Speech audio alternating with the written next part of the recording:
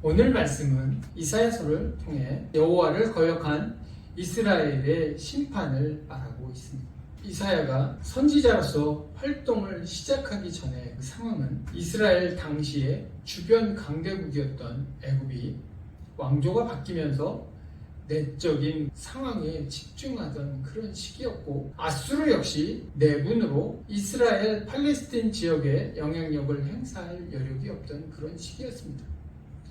그렇기에 남유다와 북이스라엘은 정치, 경제적으로 외세의 침략이나 영향 없이 상당한 번영을 누린 시기라 할 수 있습니다. 그러나 이러한 경제적, 물질적인 그 풍요는 오히려 이스라엘을 교만하게 하여 하나님으로부터 멀어지게 된 것입니다. 진정한 축복이 되지 못한 것입니다. 이러한 때 아수르의 다글랏 빌레셀 3세가 왕위에 오르면서 주변 국가의 정복을 시작합니다. 이에 대항하여 북이스라엘과 아람이 연합을 이루었지만 남유다는 오히려 친아수르 정책을 펴면서 아람이 멸망하고 북이스라엘 역시 아수르의 살마네셀과 사르곤 2세의 공격을 받으면서 멸망하게 됩니다. 이러한 시기에 남유다의 히스기야는 아수르의 반기를 줌으로써 아수르의 사네립이 블레셋을 비롯한 주변 국가를 정벌하고 남유다의 예루살렘을 두 차례에 걸쳐 침략하여 위기에 빠뜨린 것입니다. 바로 이러한 격변의 시기에 이사야는 하나님의 말씀을 대언한 선지자이고 그에 대한 예언서입니다. 하나님의 말씀을 대언하고 하나님 백성과 세상의 모든 의인에게 여호와의 구원이 실현될 것에 대한 확신을 주는 것입니다. 오늘 말씀에서 이사야는 여호와를 거역한 이스라엘의 참담한 현실을 노래하고 있습니다. 여호와 하나님께서 이스라엘 백성을 사랑하심과 이스라엘 백성이 어떻게 하나님을 거역하였는지, 그것을 통해서 하나님 앞에 우리가 어떻게 살아야 하는지 알아보도록 하겠습니다. 가장 먼저 하나님께서는 이스라엘을 자식으로 양육하셨다고 말씀하십니다. 하늘이여 들으라, 땅이여 귀를 기울이라. 여호와께서 말씀하시기를 내가 자식을 양육하거늘 그들이 나를 거역하였도다. 이스라엘은 여호와께서는 자식으로 삼으셨으며 마치 부모가 자식을 보호하고 인도한 것 같이 은혜를 베푸셨음을 나타내고 있습니다. 하나님이 이스라엘에 대한 사랑을 보여주는 것입니다. 그러나 이스라엘 백성은 하나님을 거역하고 배신한 것입니다.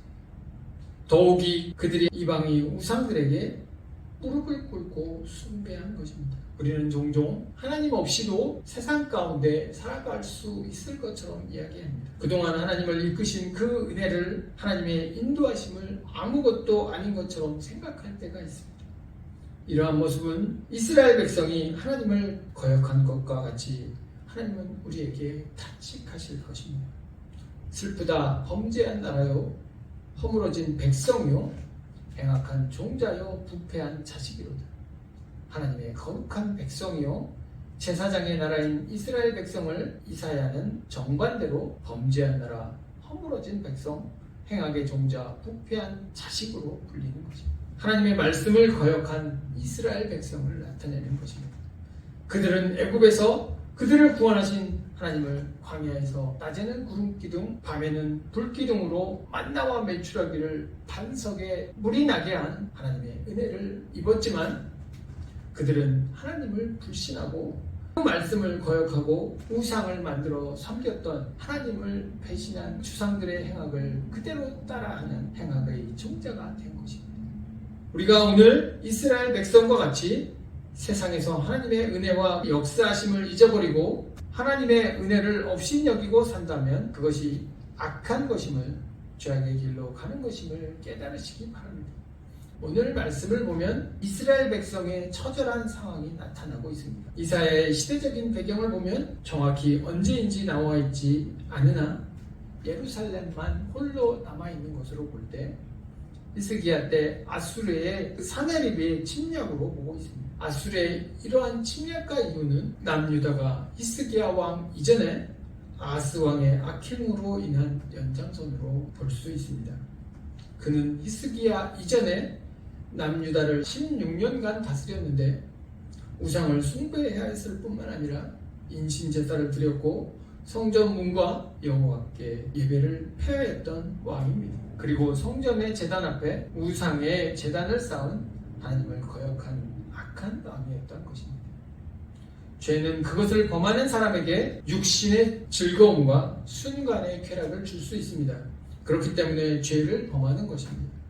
그렇기에 둘째는 우리는 하나님의 말씀을 가지고 항상 경계해야 합니다. 죄는 일시적으로 유익할지 모르지만 궁극적으로 해가 되고 악할 뿐입니다.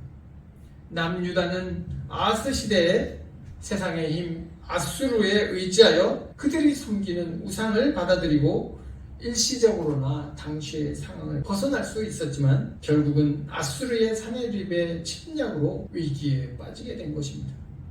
죄라는 것 역시 마찬가지입니다. 일시적으로 그 상황을 벗어날 수 있고 위기를 넘기는 것 같지만 결국은 치명적인 결과를 가져다 줍니다.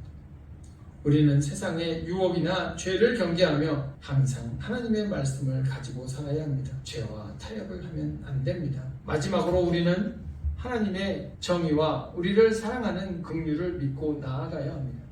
딸 시온은 포도원의 망대같이 참외밭의 원두막같이 에워싸인 성읍같이 겨우 남았도다. 이스라엘은 아수르의 이방 민족의 침입으로 황폐화되었고 예루살렘만 남아있게 됩니다. 이것은 당시 남유다의 타락상이 소돔과 고모라 못지않게 타락하였기 때문입니다. 그렇게 오히려 그들이 섬기던 아수르를 통하여 남유다를 심판한 것입니다. 그러나 하나님께서는 유다를 소돔과 고모라와 같이 완전히 멸망시키지는 않았습니다. 이스라엘이 하나님의 택한 백성이기에 아수르의 군대가 예루살렘을 에워싸고 참략하기 직전에 하나님이 사자를 보내어 이스라엘을 승리로 이끄신 것입니다. 우리는 세상에서의 방식으로 말씀을 멀리하고 죄를 짓고 살아가고자 할 때가 있습니다. 그러나 하나님은 정의의 하나님이고 공의의 하나님이심을 깨달으시기 바랍니다. 우리가 하나님의 백성이라도 범죄하면 심판하실 것입니다. 그렇게 우리가 죄를 멀리하고 하나님의 말씀 가운데 살아야 하는 이유입니다. 만군의 여호와께서 우리를 위하여 생존자를 조금 남겨두지 아니하셨다면 우리가 소돔 같고 고모라와 같았습니다. 남유다가 하나님을 거역하고 죄를 지었음에도 불구하고 하나님께서는 당신의 백성인 이스라엘 백성을 위하여 포기하지 않으시고 하나님의 긍휼과 자비, 사랑을 나타낸 것입니다. 우리가 하나님의 백성으로 세상을 살아가지만 세상 사람들보다 반드시 의로운 것은 아닐 수도 있습니다. 우리도 하나님 보시기에 죄인이기 때문입니다. 그러나 우리는 구원의 확신이 있습니다. 그것은 우리가 하나님의 백성으로 예수 그리스도의 십자가 보혈을 믿기 때문입니다. 그 은혜로 우리는 제사함을 받고 죄인인 우리가 의로움을 받고 구원을 받는 것입니다. 하나님께서 그리스도를 통하여 당신께서 택하신 하나님 백성인 우리를 믿고 구원하신 것입니다. 하나님께서는 당신의 백성인 이스라엘의 백성을 포기하지 않으시고 구원하셨습니다. 우리는 하나님의 자녀로 악을 멀리하고 하나님 말씀 가운데 살아야 할 것입니다. 그것이 하나님 백성의 삶입니다.